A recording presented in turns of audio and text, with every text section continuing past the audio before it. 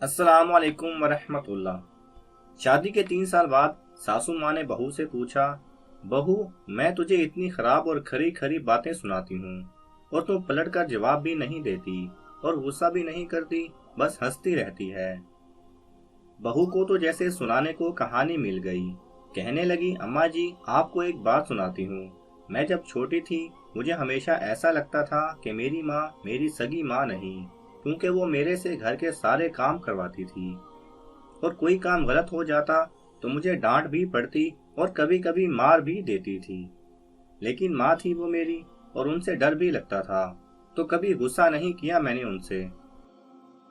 यहाँ तक कि मैं कॉलेज से थक कर वापिस आती तो आते ही कुछ देर आराम के बाद मुझे काम करने होते थे। फिर जब मेरी भाभियाँ आईं तब तो जैसे मेरे काम ज्यादा ही बढ़ गए।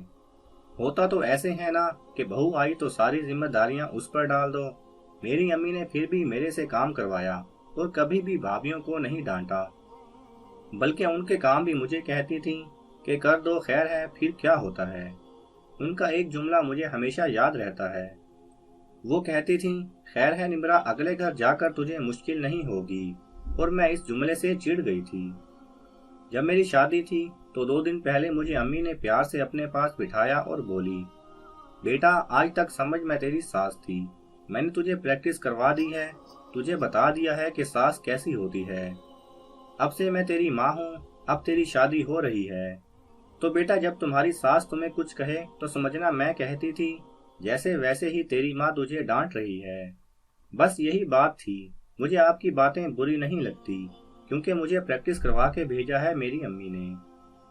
और अम्मा जी, आपने तो कभी इतना डांटा ही नहीं जितना अम्मी डांटती थी। तोबा तोबा। बहू हंसती हुई किचन में चली गई और सास सोचती रही कि क्या वाकई बेटियों की तरबियत ऐसे करनी चाहिए। अगर आपको ये वीडियो पसंद आए तो इसे लाइक और शेयर कीजिए।